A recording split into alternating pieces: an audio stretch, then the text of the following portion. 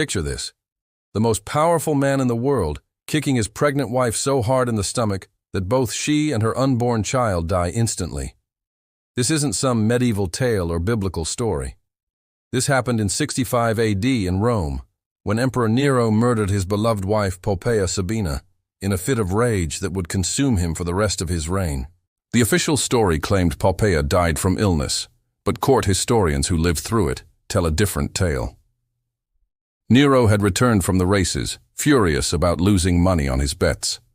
Poppaea, 9 months pregnant with their second child, made the mistake of criticizing him for staying out late and neglecting his imperial duties. What happened next shocked even Rome's jaded elite. Nero flew into one of his legendary rages and kicked Poppaea directly in her swollen belly. The impact was so violent that she collapsed immediately, blood pooling beneath her silk robes. Within hours, both mother and child were dead. The man who claimed to love her more than life itself had destroyed the two people who meant everything to him. But here's where Nero's story gets truly disturbing. Instead of feeling remorse, he became obsessed with the idea that he could somehow bring Poppaea back. Not through prayer or ritual, but through a plan so twisted it would make seasoned Roman senators sick to their stomachs. Nero spent the months following Poppaea's death scouring the empire for a replacement. Not another wife, mind you. He wanted to literally recreate Poppaea herself, using a living human being as raw material. His agents searched every corner of the Roman world for young men who bore even the slightest resemblance to his dead wife. The search criteria were specific and horrifying. The candidate needed to be between 14 and 16 years old, with delicate features, smooth skin, and a slight build. Hair color could be changed, facial features could be altered, but the bone structure had to be similar to Poppaea's. Dozens of young men were brought to Rome, examined like livestock, and either selected for preparation or discarded. Most were rejected immediately. A few underwent preliminary modifications before Nero lost interest. But one young slave from Pergamon caught the emperor's attention in a way that would seal both their fates. His name was Sporus, and he was about to become the victim of the most elaborate case of psychological torture in human history. The moment Nero laid eyes on Sporus, something clicked in his deranged mind. This wasn't just a replacement anymore. This was going to be Poppaea herself, resurrected through imperial will and Roman medical knowledge. Nero truly believed he could undo his wife's death by transforming another human being into her exact duplicate. What Nero did to Sporus over the following months makes modern horror movies look like children's fairy tales. This wasn't just about dressing a young man in women's clothing. This was a complete physical and psychological reconstruction of another human being, carried out with the resources of the Roman Empire behind it. The process began with castration, performed without any form of anesthesia, because Roman medicine hadn't developed pain management beyond wine and opium. Sporus was held down by multiple slaves, while imperial physicians used bronze instruments to remove his male organs entirely. The screaming could be heard throughout the palace complex, but Nero insisted it was necessary for the resurrection to work properly. But the castration was just the beginning. Roman surgeons, working under Nero's direct supervision, began reshaping Sporus's face using techniques that were brutal even by ancient standards. They broke his nose and reset it to match Poppaea's smaller, more delicate profile. They used heated metal tools to alter the shape of his jaw and cheekbones, leaving him unable to eat solid food for weeks. His hair was treated with expensive dyes and oils imported from Egypt to match Poppaea's famous auburn color. But when the natural texture didn't match perfectly, they shaved his head completely and replaced his hair with wigs made from the actual hair of Poppaea, which Nero had preserved after her death. Imagine having a dead woman's hair sewn onto your scalp while you're still healing from facial reconstruction surgery. The physical modifications continued for months. Sporus was fed a diet designed to soften his features and reduce muscle mass. He was given hormones derived from animal glands, treatments that made him violently ill but gradually feminized his appearance. His hands were soaked in milk and honey to make them softer, then shaped with small splints to match Poppaea's delicate fingers. Roman cosmetic experts taught him to apply makeup in Poppaea's exact style, using brushes and colors that had belonged to the dead empress. He was forced to practice facial expressions in front of mirrors for hours each day, learning to smile, laugh, and even cry exactly the way Poppaea had. Palace servants who had known the real Poppaea were brought in to coach him on her mannerisms, voice, and personality quirks. The psychological conditioning was even more disturbing than the physical alterations. Nero didn't want Sporus to pretend to be Poppaea. He wanted him to become Poppaea, to actually believe he was the reincarnated soul of the dead empress. Palace priests were ordered to perform fake religious ceremonies, proving that Poppaea's spirit had entered Sporus's body. Sporus was given all of Poppaea's personal belongings, her jewelry, her clothes, her perfumes, even her pet birds. He was moved into her former chambers, surrounded by her possessions, and told constantly that he was no longer Sporus the slave, but Poppaea Sabina, beloved wife of Emperor Nero, returned from the underworld to resume her rightful place. The most sickening part was that Nero genuinely seemed to believe his own delusion. He would speak to Sporus as if he were actually talking to his dead wife, asking about her journey through the underworld and whether she forgave him for her death. Sporus, traumatized and broken by months of surgery and psychological abuse, began responding as Poppaea, perhaps because it was easier than maintaining his sanity. When Nero felt the transformation was complete, he announced to the Roman Senate that Poppaea had been miraculously restored to life through divine intervention. He planned a second wedding ceremony, complete with all the pomp and ritual of an imperial marriage, where he would officially remarry his resurrected wife in front of Rome's entire political elite. The wedding ceremony between Nero and Sporus in 67 AD remains one of the most grotesque spectacles in Roman history. Picture the most powerful senators in the world forced to witness their emperor marry a castrated teenage boy dressed as his dead wife, while pretending this was a normal imperial wedding. Sporus walked down the aisle wearing Poppaea's actual wedding dress, now altered to fit his modified body. The golden fabric, embedded with pearls and precious stones, had been stored in the palace treasury since Poppaea's death. Roman nobles watched in horrified silence as this young man, barely recognizable as human after months of surgical alterations, took the place of an empress they had known and respected. Nero spoke his wedding vows to Sporus, as if addressing Poppaea herself, thanking the gods for returning his beloved wife to him. He placed the same wedding ring on Sporus's finger that Poppaea had worn, a massive emerald surrounded by diamonds. The wedding guests included former consuls, wealthy patricians, and foreign ambassadors, all forced to participate in what they knew was elaborate theater built on murder and mutilation. But the real horror began after the ceremony. Sporus wasn't just playing a role during public events. Nero insisted that he remain in character as Poppaea 24 hours a day. He lived in Poppaea's former chambers, surrounded by her personal effects, expected to respond to her name and maintain her personality even in private moments with the emperor. Nero would spend hours talking to Sporus about memories they supposedly shared, asking him to recall specific conversations or events from their marriage. When Sporus couldn't remember things that had happened to the real Poppaea, Nero would become violent, screaming that his wife was still affected by her death and needed time to fully return to herself. The daily routine was a nightmare of imposed femininity. Sporus woke each morning to have Poppaea's makeup applied by the same slaves who had served the real empress. He wore her jewelry, ate from her plates, and was expected to maintain her interests and hobbies. Palace records show that he was forced to continue Poppaea's correspondence with friends and family members, writing letters as if he were actually the woman they had known. Roman courtiers developed an elaborate system of doublethink to cope with the situation. In public, they addressed Sporus as Empress Poppaea and treated him with the respect due to Nero's wife. In private, they whispered about the emperor's obvious madness and speculated about how long this charade could continue. The most disturbing aspect was Nero's genuine belief in his own fantasy. He would ask Sporus about their unborn child, the one who had died with Poppaea, wondering if the baby's spirit might also return.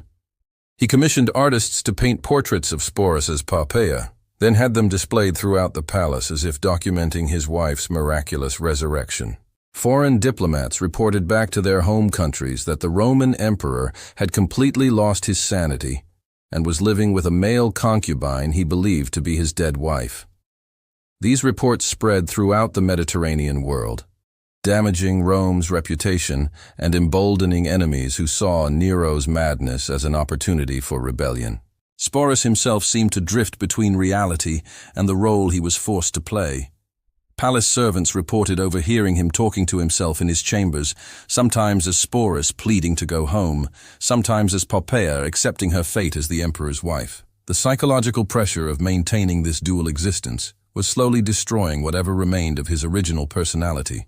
The charade continued for over a year, with Sporus appearing at state functions as Empress Poppaea, receiving foreign dignitaries, and even participating in religious ceremonies.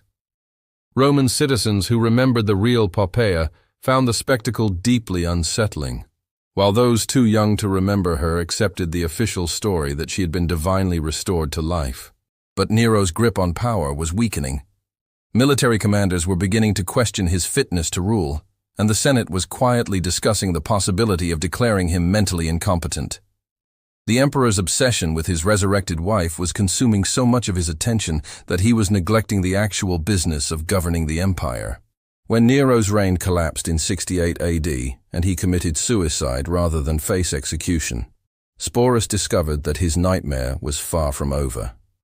Instead of being freed from his grotesque masquerade, he became a piece of imperial property to be inherited by whoever claimed the throne next. Emperor Galba, Nero's immediate successor, found himself with a unique problem. What to do with a castrated young man who had been surgically altered to resemble a dead empress? Galba's solution was pragmatic and cruel. He kept Sporus at the palace, not as an empress, but as a living reminder of Nero's madness and a symbol of the previous regime's decadence. Galba forced Sporus to appear at public events as evidence of Nero's insanity, parading him before crowds as proof that the old emperor had been unfit to rule. Roman citizens would gather to stare at this bizarre figure, no longer treated as royalty but displayed like a curiosity from a traveling circus. The man who had once been addressed as Empress Poppaea was now exhibited as a freak show. But Galba's reign lasted only 7 months before he was assassinated, and Sporus found himself inherited by yet another emperor, Otho. This is where the story takes an even darker turn, because Otho had once been married to the real Poppaea before Nero stole her away. When Otho saw Sporus, he was looking at a twisted recreation of his former wife, and the psychological impact drove him to make a decision that shocked even Rome's jaded political class. Otho married Sporus in a private ceremony, not out of love or political necessity, but as a way of symbolically reclaiming Poppaea from Nero's memory. He insisted that Sporus continue living as Poppaea, but now as his wife, rather than Nero's. This meant that Sporus was forced to maintain the same elaborate charade, but now with a different emperor who had his own memories and expectations of how Poppaea should behave. The remarriage created an impossible situation for Sporus. Otho expected him to remember things that had happened during his first marriage to Poppaea, events that occurred years before Sporus had even been brought to Rome. When Sporus couldn't recall these memories, Otho would become enraged, accusing him of deliberately forgetting their shared past out of loyalty to Nero. Palace servants reported that Otho would spend hours questioning Sporus about intimate details of his original marriage to Poppaea, trying to determine whether she had truly loved Nero more than him. These interrogations became increasingly violent as Otho's jealousy toward a dead woman and his predecessor consumed his rational judgment. But Otho's reign was even shorter than Galba's. After just 3 months as emperor, he committed suicide rather than fight a civil war against Vitellius, his rival claimant to the throne. Once again, Sporus found himself inherited by a new master, passed down like a piece of furniture from one imperial household to the next.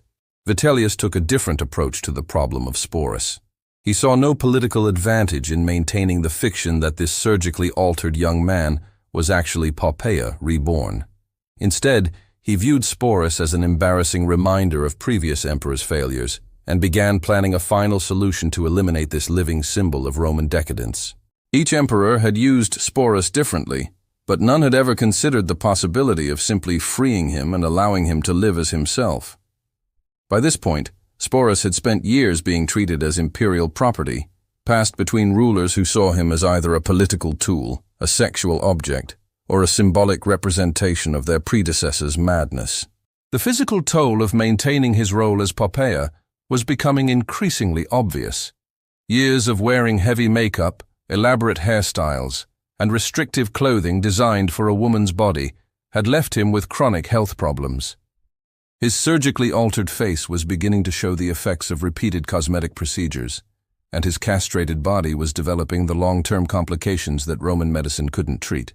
More disturbing still was the psychological damage. Sporus had been living as someone else for so long that palace observers weren't sure he remembered who he had been before his transformation. He would sometimes refer to himself as Poppaea, even when no one was requiring him to maintain the charade, suggesting that the boundary between his original identity and his imposed role had completely dissolved. Vitellius watched this broken figure with disgust and began planning what he considered a fitting end to the entire sordid episode.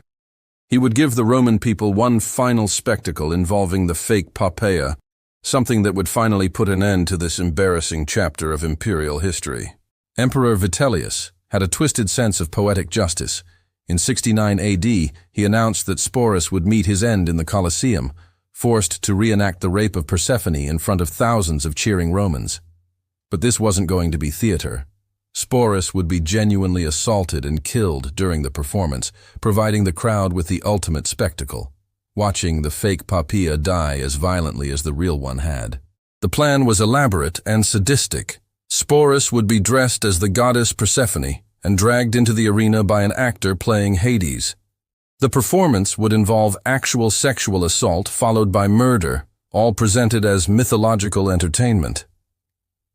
Roman audiences had become so desensitized to violence that watching a castrated former imperial consort be brutalized to death seemed like appropriate justice for the chaos of the previous emperors.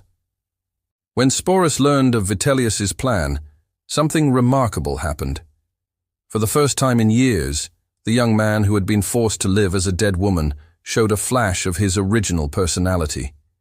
He refused to participate in his own public execution, declaring that he would rather die with dignity than provide entertainment for the masses who had watched his humiliation for so long. This refusal created a practical problem for Vitellius. He couldn't simply execute Sporus privately because the entire point was to give the Roman people a spectacular public death that would symbolically end the madness of the Nero era. But he also couldn't force Sporus to participate if he was determined to resist, because that would ruin the theatrical nature of the planned execution. Sporus used this brief window of imperial indecision to escape from the palace. For the first time since his capture years earlier, he was alone and unsupervised, free to make his own choices about his fate. But freedom in Rome was an illusion for someone in his position. He had no money, no allies, and no safe place to hide. His surgically altered appearance made him instantly recognizable to anyone who had seen him during his years as fake Poppaea. He spent his final days hiding in the slums of Rome, moving from one abandoned building to another, trying to avoid the imperial guards who were searching for him. Palace records suggest that during this time, he may have attempted to contact surviving members of his original family, trying to reconnect with the life he had been stolen from. But too many years had passed, and too much had been done to his body and mind. There was no going back to being Sporus the slave from Pergamon. The psychological toll of his years as Poppaea became evident during these final days of freedom. Witnesses reported seeing him talking to himself, sometimes as Sporus, sometimes as Poppaea, sometimes as someone caught between both identities. The elaborate personality reconstruction that Nero had imposed on him had left him unable to maintain a consistent sense of self. Roman citizens who encountered him during his flight were disturbed by his appearance and behavior. His face, altered by years of surgery and cosmetic treatments, looked unnatural and frightening. His mannerisms were an unsettling mixture of masculine and feminine behaviors, creating an overall impression of someone who was no longer entirely human.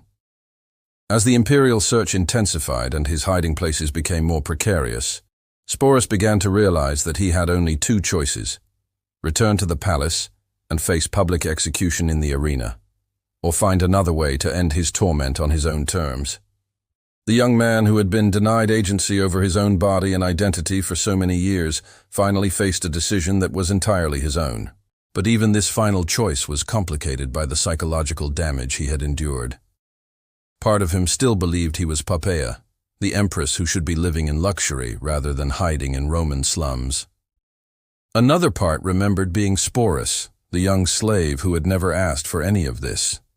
And somewhere between these fractured identities was whatever remained of his authentic self, crying out for release from years of imposed madness. On a cold morning in early 69 AD, imperial guards found Sporus's body in a derelict warehouse near the Tiber River. He had driven a dagger into his own throat, choosing death over the public humiliation that Vitellius had planned for him. But what the guards discovered when they examined his corpse would haunt even Rome's most jaded officials. The years of surgical modifications had left Sporus's body a map of imperial cruelty. His castration wounds had never healed properly, leaving him with chronic infections that had been slowly killing him. His face, repeatedly altered to match Poppaea's features, showed signs of multiple broken bones that had been reset incorrectly. The cosmetic treatments designed to feminize his appearance had caused severe skin damage and hair loss that makeup and wigs had concealed during his public appearances. But the most disturbing discovery was what the constant psychological pressure had done to his mind. Clutched in his hand was a piece of papyrus covered in writing, apparently his final thoughts recorded in the hours before his suicide. The text alternated between different handwriting styles and voices, sometimes signed as Sporus, sometimes as Poppaea, sometimes as neither. Parts of the document pleaded for forgiveness from family members he hadn't seen in years, written in the simple language of an uneducated slave. Other sections were composed in the elegant style befitting an empress, discussing palace politics and imperial duties that had never been his responsibility. The final lines were nearly illegible, suggesting that even in death, he couldn't maintain a consistent identity. The imperial physicians who examined his body reported that Sporus had been slowly dying from the effects of his surgical modifications for months, possibly years. The crude medical procedures of the time had left him with internal damage that would have killed him eventually, even without suicide. In a sense, he had been dead since the day Nero decided to transform him into a replacement for his murdered wife. Vitellius ordered that Sporus's body be burned immediately and his ashes scattered, wanting to erase all physical evidence of the previous emperor's madness. But the story of his death spread quickly through Rome's gossip networks, and many citizens saw his suicide as the final proof that the gods had cursed their empire for tolerating such perversions. What makes Sporus's story uniquely horrifying isn't just the physical mutilation he endured, but the complete erasure of his humanity. He became a living prop in other people's fantasies, denied the right to exist as himself from the moment he was selected for transformation. His identity was surgically removed, along with his male organs, replaced with an elaborate fiction that served imperial egos rather than human needs. The three emperors who controlled his fate never saw him as a person deserving of basic dignity. To Nero, he was a magical solution to guilt and grief. To Galba, he was a political symbol. To Otho, he was a way to reclaim a lost love. To Vitellius, he was an embarrassment to be eliminated through public spectacle. None of them considered the possibility that he might have his own desires, fears, or right to self-determination. Roman historians who lived through this period wrote that Sporus's death marked the true end of Nero's influence on imperial politics. The young man's suicide eliminated the last physical reminder of the mad emperor's reign, allowing Rome to move forward without confronting the full horror of what had been done in the name of imperial power. But Sporus's story reveals something darker about absolute authority than mere political incompetence or personal cruelty. It shows how unlimited power can transform human beings into raw material for the fantasies of those who rule them. When emperors could literally reconstruct another person's body and identity to serve their psychological needs, the line between governance and monstrosity disappeared entirely. The real tragedy isn't just that Sporus died, but that he had been prevented from truly living from the moment Nero's agents selected him for transformation. His suicide wasn't just an escape from Vitellius's planned execution. It was the first and last genuinely autonomous decision he had been allowed to make since childhood. In choosing death over degradation, the young man who had been denied his own name finally reclaimed the right to determine his own fate.